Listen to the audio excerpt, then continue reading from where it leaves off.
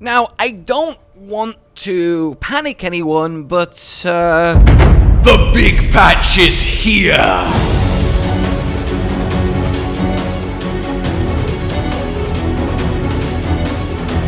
And they were not kidding when they said big. Let's get into this then, and you can look forward to a whole load of much more in-depth testing and discussion and what the changes mean and new builds for every class coming soon.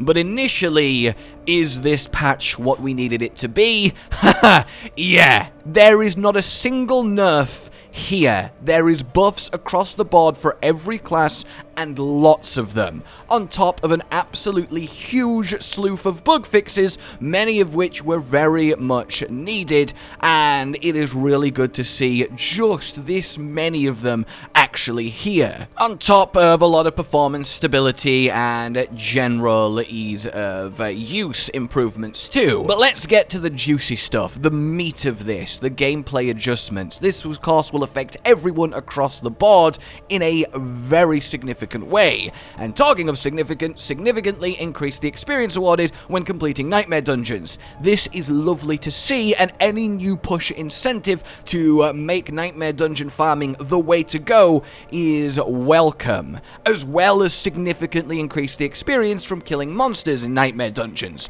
Generally, do nightmare dungeons. From initial testing, though we will go over it in depth and get actual numbers for you later today, the experience gain is noticeable, and I cannot express how much better, at least, again, this might be placebo-y, but the initial feeling and findings is that nightmare dungeons do feel a lot more rewarding on that front, and that is really good, and the quality of life of the teleport really changes how you can view them as an easy way to chain farm the end game. And to put a number on that, we're seeing upwards of over 1 million XP from a single nightmare dungeon completed in 2 minutes. That cannot be stressed enough how good that is. Helltide chest getting a buff. I imagine this is going to apply more to the specific slot ones over the random one, as the random ones felt pretty rewarding, but I will definitely take a buff to them too. But it is nice to see all of the chests, in theory, be very much worth the cinders. Then we get more experience for completing Whisper's tasks, and that's nice for lower level characters still getting their teeth into endgame,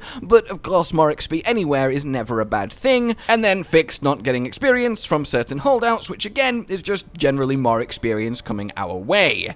Then we have the Helltide roaming boss, the assassin that jumps about the place, being a much more valuable target. It gave like 20 cinders, but it had so much health, and it just really wasn't worth the time spent on it, whereas now it very much is.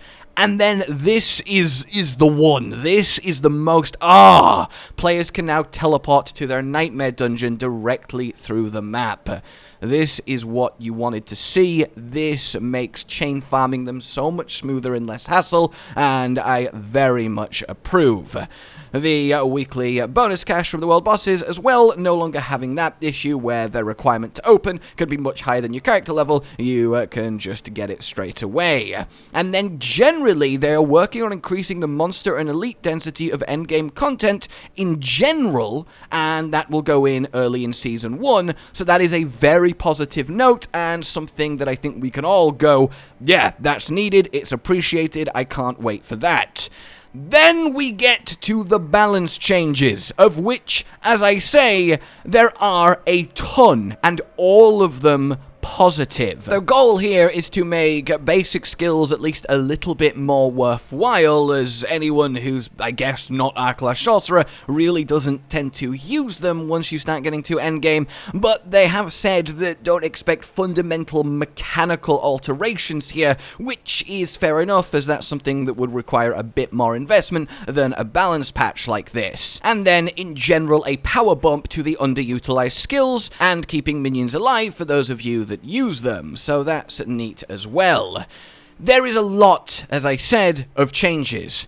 too many to go over in this initial look, and indeed, I don't play, you know, Barbarian, so I can't look at this and tell you what are the good ones to look out for here. That said, we will have a video dedicated to every class and what the changes means, the ones that are exciting, the ones that matter, the ones that don't, the ones that are going to redefine that class's meta. But it is important to point out that we are getting changes to actual uniques too, such as in the Sorceress case, Flamescar, the Incinerate Wand, and the Charged Bolt Staff getting a nice little increase, so the underperforming kind of useless uniques now very much might start to come into play, and I cannot wait to properly test them. Even aspects themselves are getting a decent tune-up, and that is really glorious to see. They really weren't lying when they said 13 pages. Rogue has the least alterations of everyone, so that is a shame if you are a Rogue player,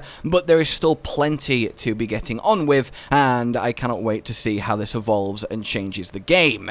So yeah, essentially, that's what's going on. It's happened, the changes are now live, they are in-game, and it is very exciting that this is finally here, and we can properly see how it changes things and settle into a new, healthier meta in time for Season 1, mid to late July. Look out for everything else that's coming, and in the meantime, have fun destroying through Sanctuary with new, improved, and powerfully buffed abilities. So overall, I have to, you know, kudos to Blizzard for delivering on the promised massive buffs-only patch. It really is just that, and it was certainly worth waiting for, even if the kind of vagueness of when we were going to get it was starting to get a little bit,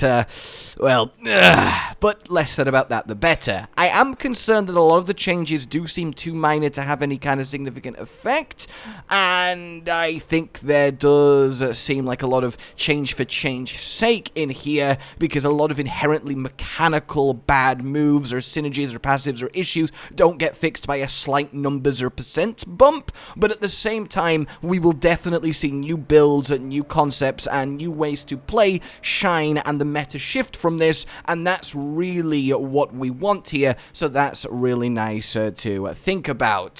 For now, I will see you guys very soon with more in-depth patch discussion and breakdown. Like you've enjoyed this, let me know if you are excited and happy for this, or if you're expecting more, or if this is more than you expected, all of that good stuff. Let's get an awesome discussion going. You guys are always great for that. Consider supporting the future of this channel on Patreon down below, and until we meet again, a goodbye.